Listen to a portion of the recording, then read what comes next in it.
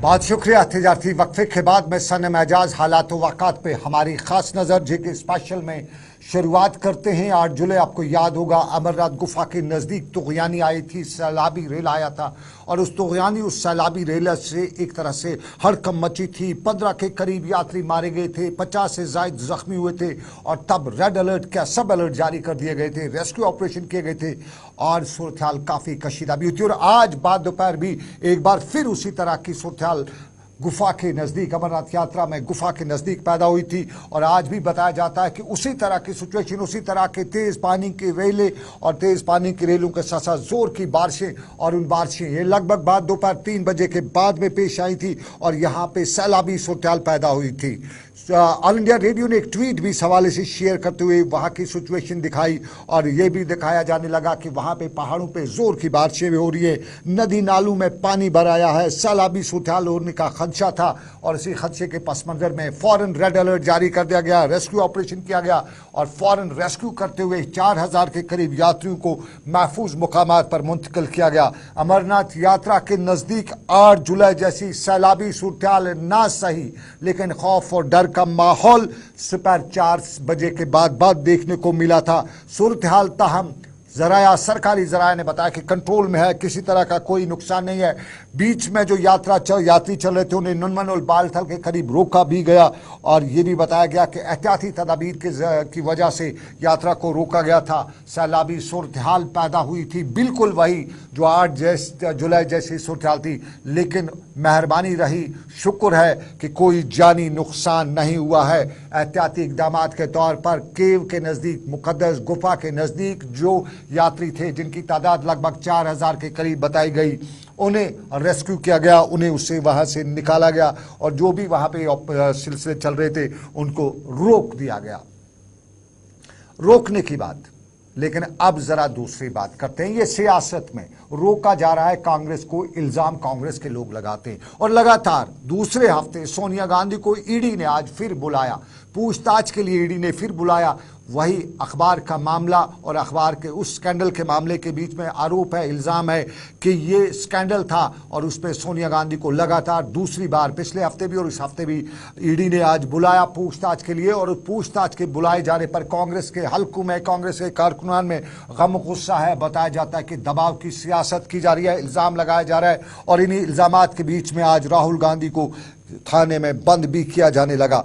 तो राहुल के बंद और सोनिया गांधी को ईडी की पूछताछ पर कांग्रेस के सभी हलके काफ़ी नाराज़ हैं, मुजाहरे हो रहे हैं। श्रीनगर में भी कांग्रेस कारकुनान ने मुजाहरा किया, लेकिन श्रीनगर में एक और ख़बर भी आई कि आज फारूक अब्दुल्ला को ईडी ने फिर समन भेजा। अगली तारीख रखी है जुलाई की, फारूक अब्दुल्ला को जुलाई की तारीख रखी, माफ़ कीजिएगा अगस्त के आखिरी हफ्ते की तारीख रखी है।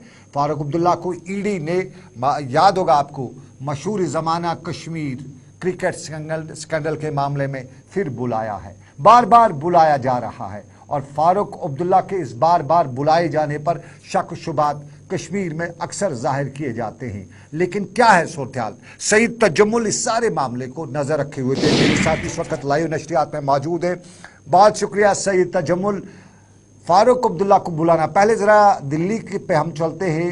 सोनिया गांधी को लगातार दूसरे हफ्ते आज ईडी ने बुलाया, मामला हिराल का, और अब उस पर सरकार क्या कहती है, अपोजिशन या कांग्रेस के हल्के क्या कहते हैं, ज़रा आप बताइए, तफसील क्या आपके पास?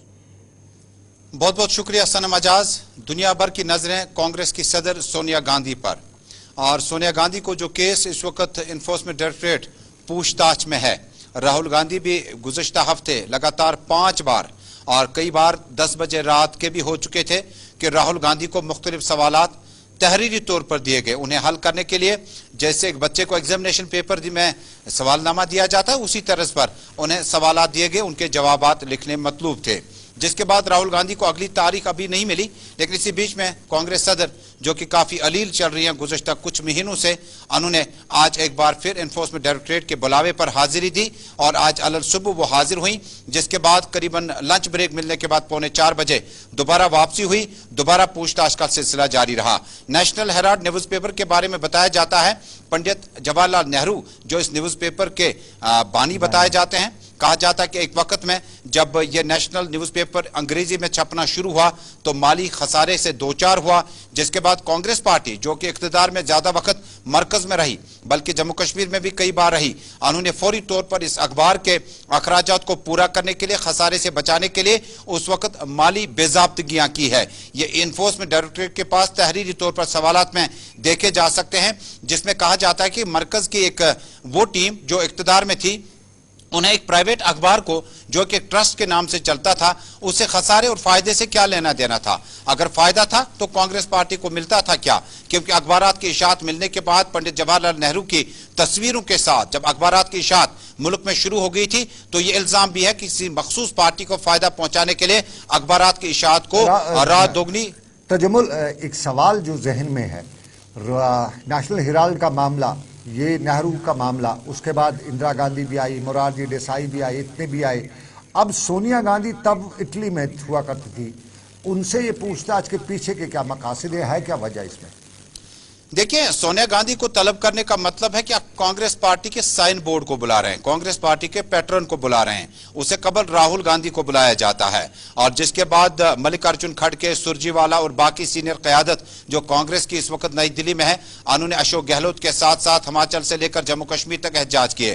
कांग्रेस पार्टी कह रही है कि मुल्क के असासे को बचाने के लिए कांग्रेस पार्टी इत्तेफाक से इख्तिदार में थी और माली खसारे से इस अखबार को बचाने के लिए, यहाँ के सहाफियों की तनख्वाहें अदा करने के लिए, स्टाफ की तनख्वाहें अदा करने के लिए और इस कौमी असासे को बचाने के लिए पैसे का इस्तेमाल किया गया। लेकिन एनफोर्समेंट डायरेक्टरेट लगातार कहती है कि कोई अखबार छपता है, कोई टेलीविजन चैनल शुरू करता है, वो उसकी जाती मीरास होती है, उसे किसी भी कीमत पर, जैसे ट्रिब्यून एक वक्त में था, जैसे बाकी अखबारात कांग्रेस पार्टी के बड़े नजदीक मरासिम हुआ करते थे। और मौजूदा वक्त में एनफोर्समेंट डायरेक्टरेट, चूंकि सोनिया गांधी इस वक्त कांग्रेस पार्टी की सदर है, उस वक्त से और उस दौर से लेकर मौजूदा वक्त तक माली बेजाब्तगियों को लेकर जो लगातार मामला चल रहे हैं उस पर पूछताछ की जा रही है। सोनिया गांधी ने भी तहरीरी तौर पर जो जवाब दिए हैं या राहुल गांधी ने जवाब दिए हैं, उसमें उन्होंने साफ तौर पर कहा कि नेशनल हेराल्ड के साथ साथ जो मनी लॉन्ड्रिंग का मामला है, यानी मामले का खुर्द-बुर्द मामला, यानी पैसा आपके लिए तामीर और तरक्की के लिए आता है, गरीबों के विकास के लिए आता है, सेहत योजना के लिए आता है, शिक्षा केंद्रों को बेहतर करने के लिए आता है, लेकिन ये पैसा डाइवर्ट करके अगर आप अखबारात की इशाअत को बंद होने से रोकने के लिए इसका इस्तेमाल करते हैं तो कहीं ना कहीं मामला एनफोर्समेंट डायरेक्टरेट के पास और उनकी क्रेडिबिलिटी के मुताबिक, उनके स्टेटस और स्ट्रक्चर के मुताबिक यह पैसा मुल्क की तामीर और तरक्की, शिक्षा। ये हुई कांग्रेस की बात। फिर फारूक अब्दुल्ला को नोटिस आ गया, जो अगस्त की तारीख भी लग गई। इस तारीख लगने के पीछे की तारीख क्या है?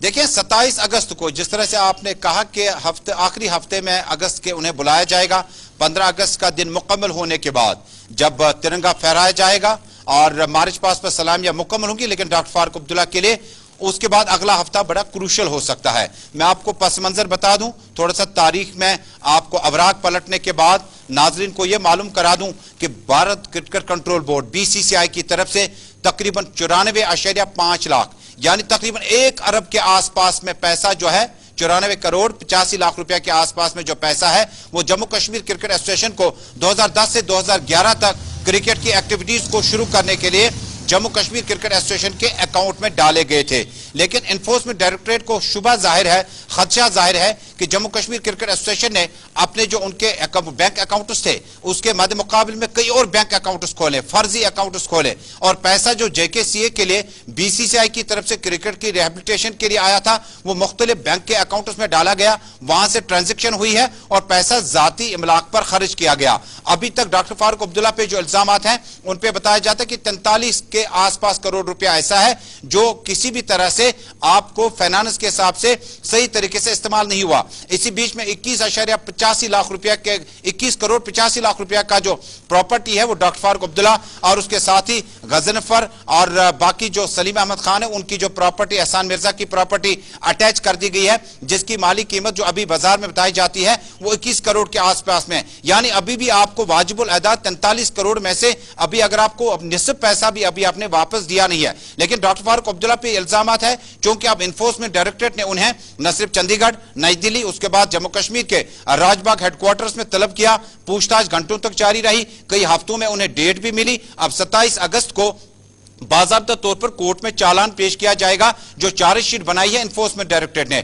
अब मामला यह है कि जम्मू कश्मीर में जिस वक्त आप इन पैसों के खुर्द बुरुद का मामला देखते हैं, क्योंकि उसके बाद यह मामला रुका यही नहीं, उसके बाद डॉक्टर फारूक अब्दुल्ला के बाद कुछ वक्त तक जब पीपल्स डेमोक्रेटिक पार्टी और बीजेपी आई तो इमरान रजा अंसारी जो है वो सदर मुंतखब हुए क्रिकेट एसोसिएशन के। हालांकि जिस वक्त क्रिकेट एसोसिएशन का सदर बनना होता है उसमें वोट डालने का तरीका अमल और नज़्बुल ऐन मुख्तलिफ हो सकता है। वक्त गुजरने के साथ साथ जब जम्मू कश्मीर में सरकारें गिरी तो फौरी तौर पर हाईकोर्ट के आदेश पर उस वक्त जम्मू कश्मीर की जो क्रिकेट एसोसिएशन है उसको तहलील कर दिया गया। साबिक आईपीएस ऑफिसर आशिक बुखारी को फौरी तौर पर चीफ एग्जीक्यूटिव ऑफिसर तैनात कर दिया गया। वक्त गुजरता गया, कोर्ट में फिर चालान पेश किया गया। कोर्ट ने फौरी तौर पर बरतरफी के अहकाम सादिर के आशिक बुखारी के बदले अब सब कमेटी बीसीसीआई की जो इस वक्त मौजूद है ब्रिगेडियर अनिल गुप्ता, अनिल सेठी के साथ साथ माजिद डार, मिथुन मनास, ये वो मेंबरान है, दो ने क्रिकेट खेली है, दो ने सियासत खेली है। क्योंकि अनिल सेठी जो थे वो लगातार जम्मू कश्मीर क्रिकेट एसोसिएशन के लिए वकील के तौर पर हाजिर हुए, बाद में उन्हें मेंबर बनाया गया। ब्रिगेडियर अनिल गुप्ता फिल वक्त जम्मू कश्मीर में भारतीय जनता पार्टी के प्रवक्ता माने जाते हैं। लेकिन इसी बीच में डॉक्टर फारूक अब्दुल्ला के लिए मुश्किलात भरे माहौल में आइंदा 27 अगस्त को जो तारीख मिली है उसमें यह पूछताछ की जाएगी जो माली बेज़ाब्तियां हुई है, क्योंकि 2019 में सीबीआई ने बाकायदा तौर पर चार्जशीट दाखिल किया। उस वक्त तजम्मुल वक्त की कमी मेरे पास है, ये बार बार बुलाना, हर महीने बुलाना, लोगों में शक शुबात अब हो रहे हैं। लोग कहते हैं ये करप्शन का मामला नहीं है, ये शायद तंग करने वाला मामला है, ये प्रेशर वाला मामला है, गुपकार अलायंस के साथ। क्या वाकई में सरकार करप्शन के खिलाफ लड़ रही है या वो तंग वाला मामला सियासत कर रही है? देखिए, जम्मू कश्मीर में डॉक्टर फारूक अब्दुल्ला ने इस सारे मामले को लेकर अपना बयान जारी किया। मैं खुद इस स्टोरी को लगातार ट्रैक कर रहा हूं, कवर कर रहा हूं। डॉक्टर फारूक अब्दुल्ला को जब भी ईडी की तरफ से तलब किया जाता है तो मैं आज खुद वहां पर अपना यूनिट लेके जाता हूं, उनसे बातचीत जरूर करता हूं। डॉक्टर फारूक अब्दुल्ला से मेरी आखिरी मुलाकात जब इन्फोर्समेंट डायरेक्टरेट के बाहर राजबाग में हुई थी तो उन्होंने कहा कि इंतखाबी मौसम जो जो नजदीक आएगा एजेंसीज तंग तलब करना शुरू करेंगी। लेकिन दिल्ली में कौन सा इंतखाब इस वक्त चल रहा है जिस वक्त इन्फोर्समेंट डायरेक्टरेट सोनिया गांधी को तलब करती है? इसी हवाले से चूंकि जम्मू कश्मीर में सियासी मंजरनामा काफी तब्दील हो चुका है, डॉक्टर फारूक अब्दुल्ला यानी नेशनल कॉन्फ्रेंस रिवायती हरीफ पीपल्स डेमोक्रेटिक पार्टी के नजदीक हो रहे हैं। पीएचडी का नाम दिया जा चुका है, हालांकि चंद और पार्टियां, छोटी बड़ी पार्टियां इसके साथ जरूर मौजूद है। डॉक्टर फारूक अब्दुल्ला और महबूबा मुफ्ती ने भी अपने ट्वीट में, अपने बयान में लगातार कहा था कि अब इन्फोर्समेंट डायरेक्टरेट की तरफ से और मरकज में भाजपा जो है एजेंसीज का गलत इस्तेमाल करके जो सीनियर सियासी रहनुमा है उनकी जो इज्जत है, इज्जत करने के बजाय बेइज्जती करते हैं। लेकिन पैसा जो लाया गया उसका हिसाब शायद डॉक्टर फारूक अब्दुल्ला को 2022 में देना पड़ता, शायद किसी ने नहीं सोचा था। लेकिन जेकेसीए के पास जो कि मामला कोर्ट में है, केस कोर्ट में है और पैसा आ चुका है, और जिसमें 1 अरब के आसपास में रुपया जो है जेकेसीए ने जो भेजा है 2002 से लेकर 2012 तक, उसमें 43 करोड़ रुपया का अभी वाजिबुल अदा पैसा है, 21 करोड़ की प्रॉपर्टी अटैच कर दी गई है। यूं ही मामला नहीं चलते हैं, कुछ तो है जिसकी पर्दादारी, कुछ तो है जिसकी बहुत शुक्रिया तजम्मुल, सही तजम्मुल, कुछ तो है जिसकी पर्दादारी है। साफ जाहिर है ये क्रिकेट स्कैंडल था, मशहूर जमाना क्रिकेट स्कैंडल, तब इल्जाम लगे थे, तब मामला बहुत हुए थे और तब कुछ लोग कहते थे कि हुआ है, कुछ खबरें बड़ी निकल के आई थी, बता रहे थे कि नेशनल कॉन्फ्रेंस को की पार्टी के लिए भी फंड्स का इस्तेमाल हुआ, बड़े नाम आए थे, एहसान भी हुआ था और एहसान के साथ साथ कुछ प्रॉपर्टी जब्त हुई थी। लेकिन कुछ आज भी लोग शक शुबात में खड़ा हो जाते हैं जब ये बार बार लोग कहते हैं, लोगों से बात की कहते हैं ठीक है करप्शन के खिलाफ लड़ाई है, फारूक अब्दुल्ला ने करप्ट किया है, एहसान खान ने करप्ट किया है, सलीम खान ने करप्ट किया है, पकड़ लो, अंदर ले जाओ, जेल भर दो, 10 साल के बाद छोड़ दो, 12 साल, जितना कानून के मुताबिक। ये बार बार पूछने में लोग शक शुबात करें तो सरकार सुनिए जी, लोगों की बात है कि पकड़ना है तो पकड़िए, ये बार बार से लोगों में शक शुबात होते हैं। लेकिन आपको बताएं और मामले भी हैं। और दूसरा मामला आपको याद होगा, कल तिरंगा रैली थी, उसके साथ साथ श्रीनगर में कंट्रोवर्सीज कहें या यूं कहें, हर घर तिरंगे वाले मामले पर सियासत भी हुई है। और ये सियासत या ये कंट्रोवर्सी ठीक उस वक्त शुरू हुई जब बडगाम से ऑर्डर सरकार का निकला, हर बच्चे से फीस लेनी है, 20-20 रुपये लेने हैं। अनंतनाग में एक वीडियो सोशल मीडिया पर वायरल हुआ और उसमें देखा जाने लगा, उसमें सुनाई दे रहा था कि तिरंगा की जो फीस है 20 रुपये जमा कराइए, नहीं कराओगे तो बहुत नुकसान होगा, बचना है तो इस तरह कीजिएगा। उस पर महबूबा मुफ्ती ने ट्वीट किया, गुलाम नबी लोन हाजूरा ने भी ट्वीट करते हुए हुए सख्त अल्फाज का इस्तेमाल किया और आज कांग्रेस ने भी उस पर रिएक्ट किया। श्रीनगर में कांग्रेस के रियासती सदर साहब का रियासती सदर फिलहाल कहेंगे और इस वक्त भी वो इन सर्वे से सदर है, उन्होंने आज इस तिरंगे मामले को लेकर श्रीनगर में आज बात करते हुए बताया कि ये सियासत या यूं कहें झंडा देशभक्ति प्रूव नहीं कर सकता है। और झंडा लहराने वाले के हवाले से उन्होंने बताया कि बहुत से लोगों ने देश का तिरंगा लहराते लहराते कत्ल भी किए हैं, तो क्या उन्हें माफ किया जाएगा? क्या वो देशभक्त हैं? ये जीए मीर ने सवाल उठाया। लोग हमारे, झंडा हमारा, कॉन्स्टिट्यूशन हमारा, तो इसको जबरदस्ती थोपने की क्या जरूरत है? किसने आज तक ये कहा कि देश हमारा नहीं, झंडा हमारा नहीं? ये तो कांग्रेस का बनाया हुआ झंडा है, फ्रीडम मूवमेंट का पैदा किया हुआ झंडा है। तो आज किसको वो जबरदस्ती करके ये झंडा, ये उनको इन्फीरियरिटी कॉम्प्लेक्स है। क्योंकि जब देश आजादी की लड़ाई लड़ रहा था, जब फ्रीडम स्ट्रगल चल रही थी, तब ये अंग्रेजों के तलवे चाट रहे थे। ये इनके पूर्वज अंग्रेजों से माफिया मांग रहे थे, उनकी मुखबिरी कर रहे थे।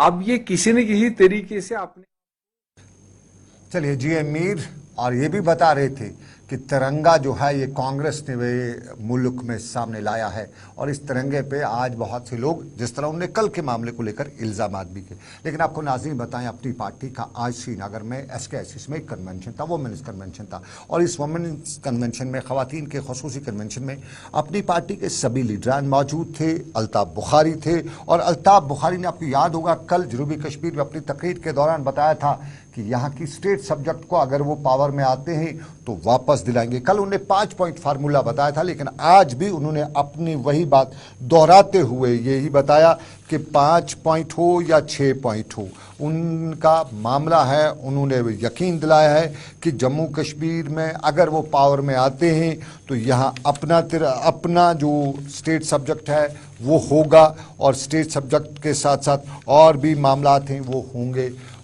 सईद अल्ताफ़ बुखारी ने जब इस कन्वेंशन इख्तिताम पजीर हुआ, इस तकरीर के दौरान, अपनी तकरीर के दौरान उन्होंने अपनी पार्टी को मजबूत बताया और ये भी बताया कि अब हर घर में, हर इलाके में ये बहुत ज़्यादा लोग इसको पसंद करें, लोग जुड़ रहे हैं। ताहम उन्होंने कल के मामले पर यानी स्टेट सब्जेक्ट के मामले पर अपना रद्द अमल जाहिर करते हुए कुछ इस तरह से बताया। हम आपको उन्हीं के अल्फाज में सुनाते हैं, दिखाते हैं।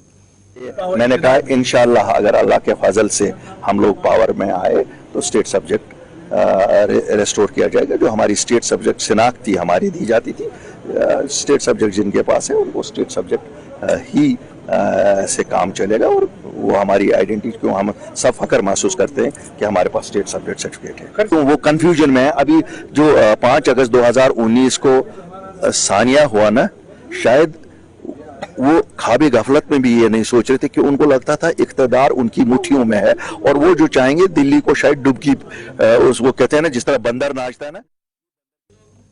चलिए, ये रिएक्शन था उनका जो आज का कन्वेंशन था। उसके बाद उन्होंने अपनी पार्टी का मंशूर बताया, क्या करेंगे वो इक़्तिदार में आते हैं।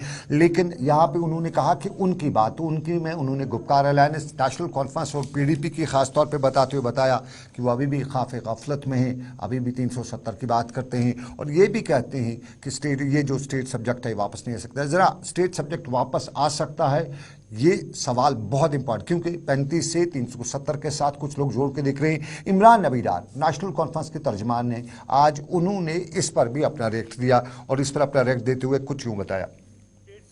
स्टेट सब्जेक्ट है क्या? Basically state subject is basically a part of article 370।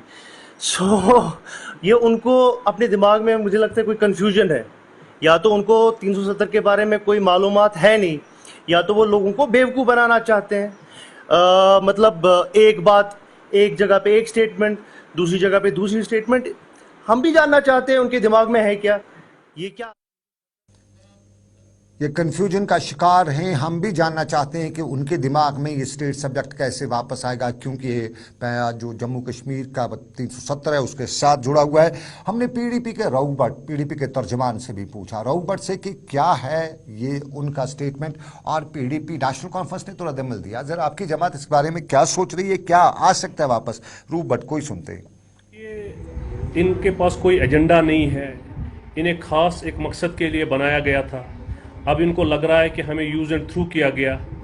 तो ये तो जाहिर सी बात है, जब आप स्टेट सब्जेक्ट की बात करते हैं, इसके माने कि आप 35A 370 को बहाल की बात करते हैं। जो हमारा डे 1 से मौक़िफ़ है कि 35 से 370 रेस्टोर होना चाहिए और यहाँ जो है मसले कश्मीर पे पेशरफ्त होनी चाहिए, तब जाके ये खून खराबा रुक सकता है। बाकी जहाँ तक इनका सवाल है, इनका सवाल जो है ये उनके पीडीपी के बकौल ये काम एजेंडा पे काम कर रहे हैं और इस तरह की बयानबाजी उनका मामला भी है। लेकिन आपको नाज़रीन बताएं एक और मामला भी है और ये मामला है कश्मीरी पंडितों का। राहुल पंडित के वाक़े के बाद कश्मीर में हालात जो बने उसमें कश्मीरी पंडितों ने मुजाहरे किए, लगातार मुजाहरे करते रहे और जितने भी यहाँ पे माइग्रेंट कैंप्स हैं उन इलाकों में उन्होंने मुजाहरे किए। आज भी मुजाहरे हुए, तब के वो हालात और उसके बाद काफ़ी वक्त तक हालात के दौरान कुछ मीडिया पे रोक, कुछ इनका भी मामला तो कुछ ज़्यादा बात नहीं निकल सकी। लेकिन कल ही जम्मू कश्मीर सरकार ने एक फैसला दिया एक कमेटी बनाने का और उसमें एसटी की जो लोग हैं उनकी ट्रांसफ़र पॉलिसी के हवाले से एक कमेटी बनाने का ऐलान किया और उस पर कश्मीरी पंडित नाराज़ दिखाई दे रहे थे और आज उन्होंने मुजाहरा किया और बडगाम की पंडित कॉलोनी में मुजाहरा करते हुए इन लोगों ने बताया कि अगर ट्रांसफ़र पॉलिसी ट्राइबल्स के लिए बनाई जा सकती है तो हमारे लिए क्यों नहीं। सुनिए ज़रा इनकी बात। एक तो इन्होंने मीडिया अलो नहीं कर रहे हैं, कुछ दिनों से हमें अंदर बंद रखा, 76 दिनों से प्रोटेस्ट 76 दिनों से हमारा कंटिन्यू जारी है। सिर्फ आज ये जो कल गवर्नर साहब ने जो रिजर्व कैटेगरी के लिए ट्रांसफर पॉलिसी बनाई है, हम लोग कह रहे हैं हम लोग देशवासी हैं, हम लोगों ने खून पसीना बहाया, हमारे लिए ट्रांसफर पॉलिसी क्यों नहीं? उनके लोग इतने, वो भी हमारे भाई, उनके लिए अच्छा है, हमारे लिए भी क्यों ट्रांसफर पॉलिसी नहीं बनेगी? जो हमारी डिमांड है बिगनिंग से रिलोकेशन का, उस पर संज्ञान नहीं लिया गया और गवर्नमेंट हमें बुलाती नहीं है बातचीत के लिए। उन्होंने ब्रेकअप क्यों किया बातचीत के लिए? चलिए कुछ तामीर और तरक्की का हाल अहवाल बताते चले। ये कश्मीर है, सैलाब आपको याद होगा 2014-15 के आसपास सैलाब आया था, तब अक्टूबर का महीना था और सैलाब के दौरान सोपोर के तौहीदाबाद तारजू के लोगों का इल्ज़ाम है कि सैलाब आया, उनकी बिजली के उनके पानी की पाइपें उखड़ गई और तब से लेके आज तक वो पाइपें ठीक नहीं की गई। इन लोगों का इल्ज़ाम है कि ये गलों सरकार के पास गए, इंतज़ामिया के पास गए, इंतज़ामिया ने बताया कि जब तक आपकी पाइप्स ठीक होती हैं तब तक आपको टैंकर्स के ज़रिए पानी पहुंचाया जाएगा। ये कस्में खा रहे थे, ये हाथ हर चीज़ पर लगाते हुए बता रहे थे कि हम बार बार गए लेकिन हुआ नहीं और बिल आखिर आज हमें सड़क पे आना पड़ा। ये सड़क पे ख़वातीन नारेबाजी करी थी, बता रही थी कि ये तामीर और तरक्की का वो दौर है जिसमें 6 साल में 8 साल में भी पाइपें रेस्टोर नहीं हो सकी हैं। पानी कैसा पीती हैं इन्हीं की ज़बानी सुनते हैं और सुनिए सरकार, ये है आपकी आवाम जो नालान है सरकार के करने से।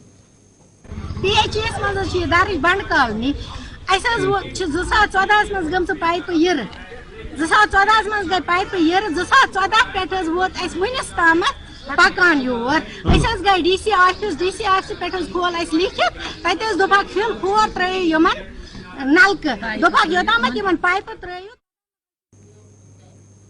जब तक पाइपें डाली जाएंगी तब तक वाटर टैंकर्स के जरिए पानी दिया जाए। कुछ दिन दिया, उसके बाद दिया नहीं, उसके बाद ये भूल गया इलाका।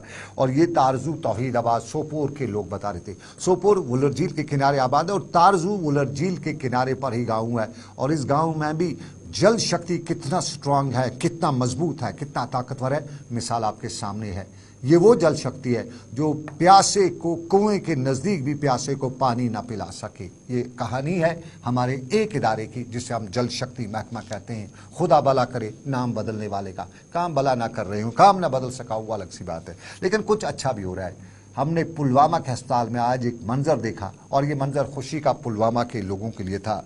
डॉक्टर्स फॉर यू एक एनजीओ है और उन्होंने आज पुलवामा के कोविड अस्पताल में सीटी स्कैन को इंस्टॉल किया और इसका इफ्तिताह एडीसी और नोडल अफसर कोविड अस्पताल पुलवामा शबीर अहमद रैना ने किया और यहाँ पर इलाके के मौज़ीन थे और अक्सर मौज़ीन से जब हमारे नुमाइंदे ने बात की तो सब शुक्रिया ज़िला तरक्याती कमिश्नर पुलवामा बसीर हक का कह रहे थे कि उनकी कोशिश से हुआ है। आज जो कुछ भी हो रहा है ये सब कुछ उनकी कोशिश है, उन्होंने अपना रोल अदा किया और इलाके के लोगों की फलाह बहबूद, इलाके के मरीजों की फलाह बहबूद के लिए जो सीटी स्कैन यहाँ मंगवाया और जिस तरह इसके लिए काम किया उसके लिए डीसी पुलवामा बसीर हक का बहुत बहुत शुक्रिया।